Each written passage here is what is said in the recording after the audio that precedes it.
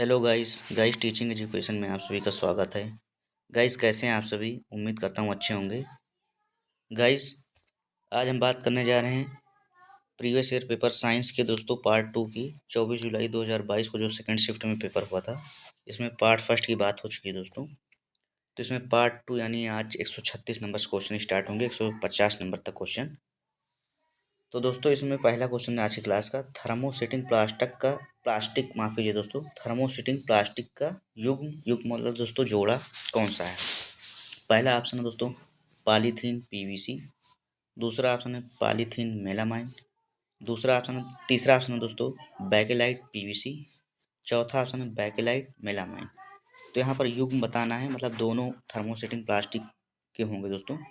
Thermosetting plastic होती क्या है दोस्तों?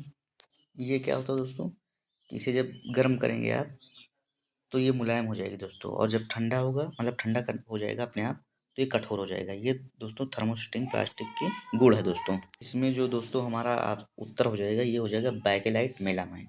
बैकेलाइट मेलामाइन ये क्या हो जाएगा? थर्मोसेटिंग प्लास्टिक का युग्म है, मतलब दोनों दोस्तों थर्मोसेटिंग प्लास्टिक है, बैकेलाइट मेलामाइन। फिर नेक्स्ट स्लाइड चलते हैं दोस्तों। 137 नंबर क्वेश्चन है कि सूर्य से दूरी के अनुसार ग्रहों का क्रम, मतलब सूर्य से दूरी के अनुसार ग्रहों का क्रम क्या है? तो इसमें पहला ऑप्शन है बुध शुक्र पृथ्वी मंगल पृथ्वी, शुक्र बुध पृथ्वी मंगल, बुध शुक्र पृथ्वी मंगल, बुध पृथ्वी शुक्र मंगल। तो मैं दोस्तों बता देता हूँ, इसमें क्रम जो है बुध शुक्र मंगल पृथ्वी नहीं है, शुक्र बुध मंगल पृथ्वी नहीं है, बुध पृथ्वी शुक्र ये भी नहीं है दोस्तों। यहाँ पर जो हमारा ऑप्शन हो जाएगा बुध शुक्र पृथ्वी मंगल, ये है दोस्तों क्रम, बुध शुक्र पृथ्वी मंगल। और दोस्तों जो यहाँ पर बुध ग्रह है, बुध ये सूर्य का सबसे निकटतम ग्रह है। कौन सा? बुध ग्रह सूर्य का सबसे निकटतम ग्रह है दोस्तों। फिर नेक्स्ट स्लाइड चलते हैं दोस्तों। 34 नंबर क्वेश्चन है कि विद्युत सेल परिवर्तित करता है। पहला ऑप्शन है क्या? यांत्रिक ऊर्जा को विद्युत ऊर्जा में, दूसरा ऑप्शन दोस्तों विद्युत ऊर्जा को यांत्रिक ऊर्जा में, तीसरा ऑप्शन है रासायनिक ऊर्जा को विद्युत ऊर्जा में, चौथा ऑप्शन है विद्युत ऊर्जा को ध्वनि ऊर्जा में। तो यहाँ पर दोस्तों विद्युत सेल की बात की जा रही। आप सभी जानते हो जैसे सेल क्या मतलब, जैसे ये करता क्या है कि दोस्तों रासायनिक ऊर्जा को विद्युत ऊर्जा में बदलता है। पहली बात तो यह दोस्तों विद्युत सेल परिवर्तित करता है रासायनिक ऊर्जा को विद्युत ऊर्जा में। अब जैसे यांत्रिक ऊर्जा को विद्युत ऊर्जा में कौन बदलता है? तो दोस्तों इसको बोलते हैं मोटर, विद्युत मोटर। विद्युत मोटर क्या करता है, या डायनमो जनरेटर दोस्तों बोल सकते हैं, यांत्रिक ऊर्जा को विद्युत ऊर्जा में बदलता है। फिर दूसरा है दोस्तों विद्युत ऊर्जा को यांत्रिक ऊर्जा में, विद्युत ऊर्जा को यांत्रिक ऊर्जा में दोस्तों यहाँ पर सिर्फ विद्युत मोटर हो जाएगा। विद्युत मोटर यांत्रिक ऊर्जा को विद्युत ऊर्जा में बदलता है, और जो दोस्तों ये है विद्युत ऊर्जा को यांत्रिक ऊर्जा में, तो यहाँ पर दोस्तों हो जाएगा क्या, और ये दोस्तों हो जाएगा जनरेटर हो जाएगा, विद्युत ऊर्जा को यांत्रिक ऊर्जा में। और जो चौथा ऑप्शन है विद्युत ऊर्जा को ध्वनि ऊर्जा में, तो इसका तो दोस्तों आप सभी मतलब हम सभी उपयोग करते हैं। जैसे दोस्तों ऑडियो फोन है, तो ये क्या करता है दोस्तों, विद्युत ऊर्जा को ध्वनि ऊर्जा में परिवर्तित करता है। फिर नेक्स्ट स्लाइड चलते हैं दोस्तों। 139 नंबर क्वेश्चन है कि चावल की सूखी डंडियों से चावल के पृथक्करण मतलब अलग करने का क्रम क्या है दोस्तों, या क्या कहते हैं दोस्तों? इस मुख्यतः दोस्तों ये क्वेश्चन पूछ रहा है चावल की सूखी डंडियों से चावल का जो अलगाव है वो किस विधि से किया जाता है? पहला ऑप्शन हस्तचयन, दूसरा ऑप्शन थ्रेसिंग, तीसरा ऑप्शन निष्पावन, चौथा ऑप्शन चालन। दोस्तों जो हस्तचयन विधि है, ये दोस्तों जैसे दोस्तों सूखी डंडी नहीं केवल चावल हो उसमें कंकड़ हो, तो उसे अलग करने के लिए हस्तचयन विधि का प्रयोग किया जाता है। और फिर जो दोस्तों ये थ्रेसिंग है, ये दोस्तों चावल की सूखी डंडियों से चावल के पृथक्करण में प्रयोग किया जाता है। तो हमारा दूसरा ऑप्शन हो जाएगा। और चालन क्या होता है दोस्तों? चालन का भी प्रयोग दोस्तों जैसे क्या कहते हैं, चलनी है जैसे दोस्तों, इसका प्रयोग चलनी में मतलब जैसे आटा है चाला जाता है, तो ऐसे समझ सकते हैं दोस्तों। और निष्पावन है, निष्पावन क्या करता है? तो दोस्तों ये भूसी को अलग करता है, जो भूसी चावल में रह जाती है उसको अलग करता है दोस्तों निष्पावन, मतलब निष्पावन विधि द्वारा इसको अलग किया जाता है। फिर 140 नंबर क्वेश्चन है दोस्तों कि समुद्री जल से साधारण नमक बनाने के प्रक्रम में प्रयुक्त एक पद। समुद्री जल से साधारण नमक बनाने में के प्रक्रम में प्रयुक्त एक पद। पहला ऑप्शन है आसवन, दूसरा ऑप्शन संघनन, तीसरा ऑप्शन है वाष्पन, चौथा ऑप्शन है निस्पंदन या निस्यंदन। तो दोस्तों इसमें हमारा जो आंसर हो जाएगा, भाई समुद्री जल से साधारण नमक कैसे, समुद्री जल को हीट किया जाता है और वाष्पन जब वाष्प होती है निकल जाती है, मतलब वाष्पन विधि द्वारा जल निकल जाता है और जो उसमें नमक रहता है वो बच जाता है। तो ये वाष्पन विधि से हो जाएगा। अब यहाँ पर क्या है दोस्तों, जैसे और है कि भाई निष्पादन है। निष्पादन विधि क्या होती है दोस्तों, इसमें क्या किया जाता है दोस्तों, तो ठोस को जो जैसे द्रव से अलग किया जाता है, तो ये हो गया वाष्पन। और निष्पादन क्या है दोस्तों, ये है छानने की प्रक्रिया, छानने की प्रक्रिया।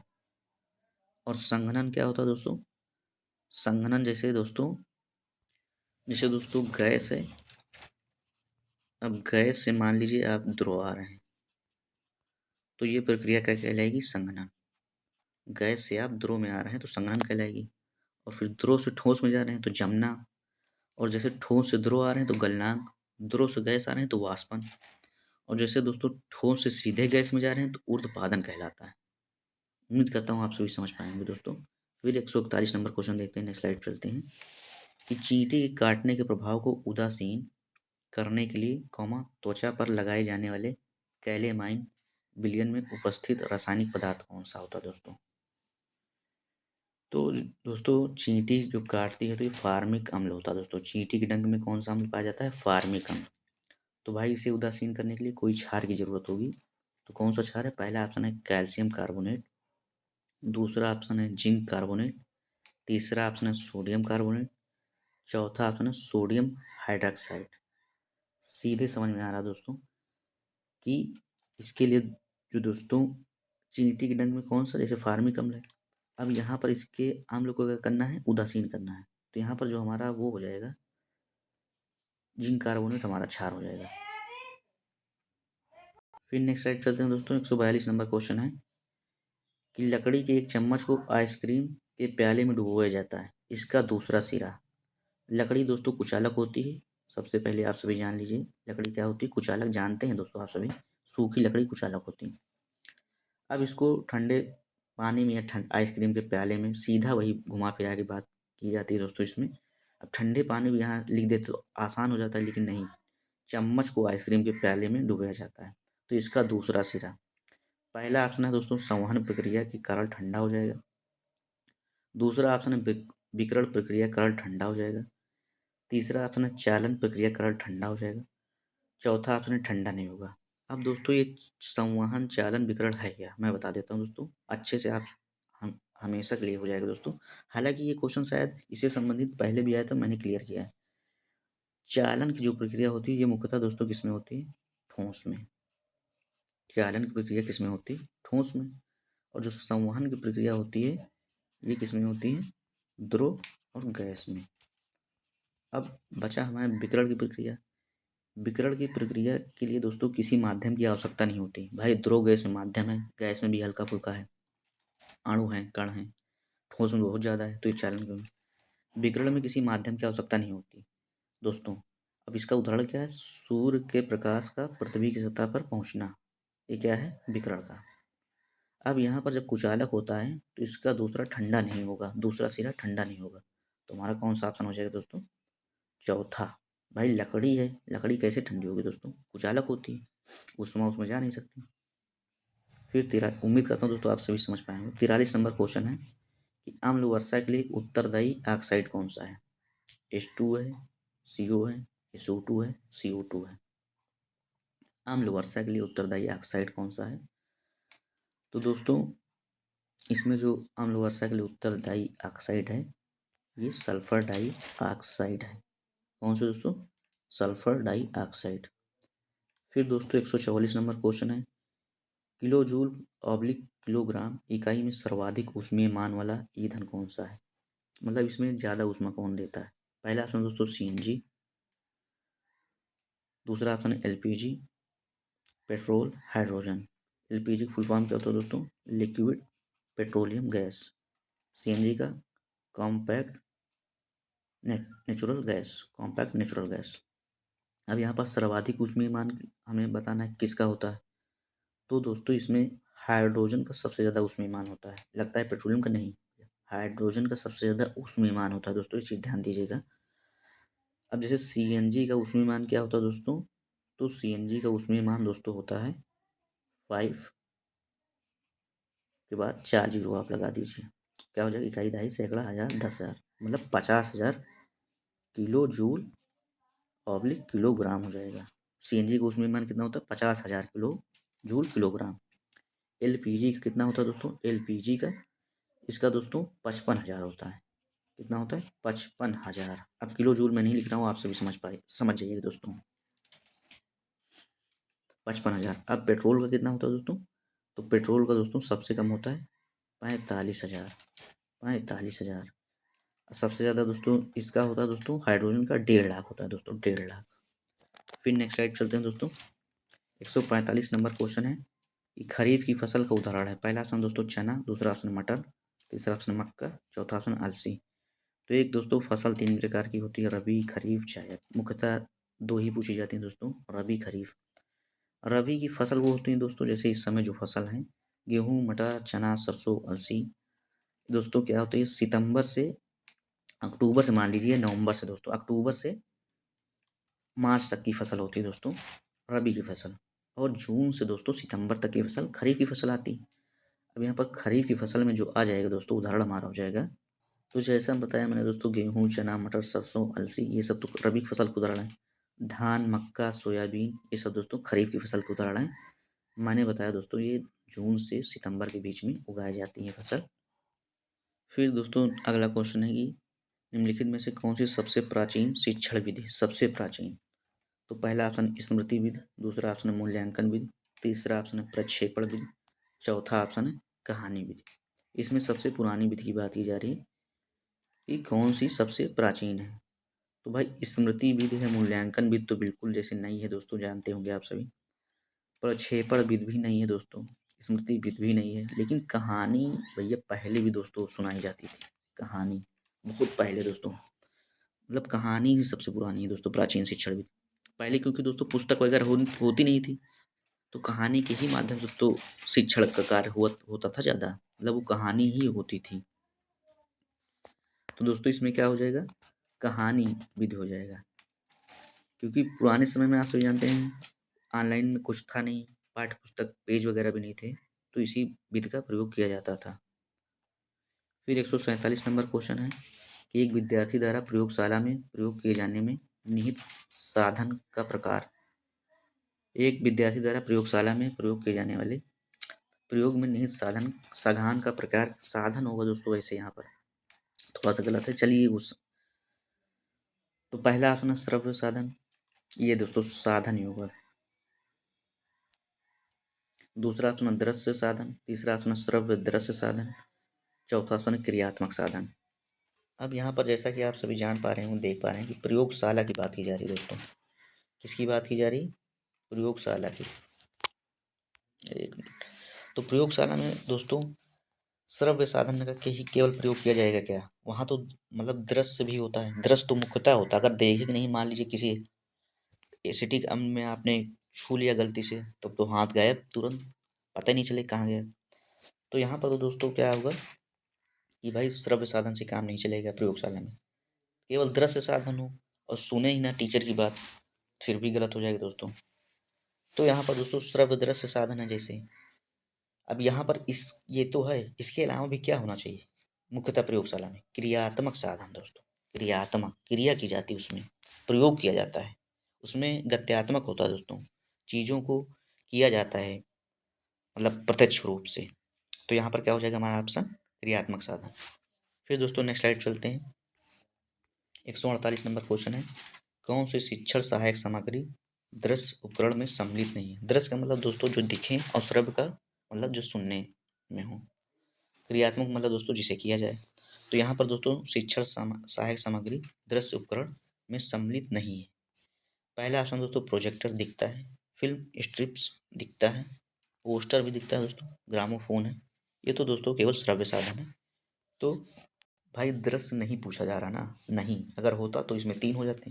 प्रोजेक्टर भी देखा सुना जाता है, फिल्म तो सीधे दोस्तों देखा जाता है, पोस्टर भी देखा जाता है, लेकिन दोस्तों जो ग्रामोफोन है इसे केवल सुना जाता है। नेक्स्ट स्लाइड चलते हैं दोस्तों। 149 नंबर क्वेश्चन है, निम्नलिखित में से कौन सा एक अच्छे परीक्षण का मापदंड नहीं है? अच्छे परीक्षण का मापदंड नहीं है। पहला ऑप्शन है विश्वसनीयता, दूसरा ऑप्शन है वैधता, तीसरा ऑप्शन है वस्तुनिष्ठता, चौथा ऑप्शन है व्यक्तिपरकता। तो दोस्तों अच्छे परीक्षण का मापदंड नहीं है इसमें पूछा जा रहा। तो दोस्तों आप सभी जानते होंगे आत्मनिष्ठता है, व्यक्तिनिष्ठता, वो वस्तुनिष्ठता है, वैधता है, विश्वसनीयता है।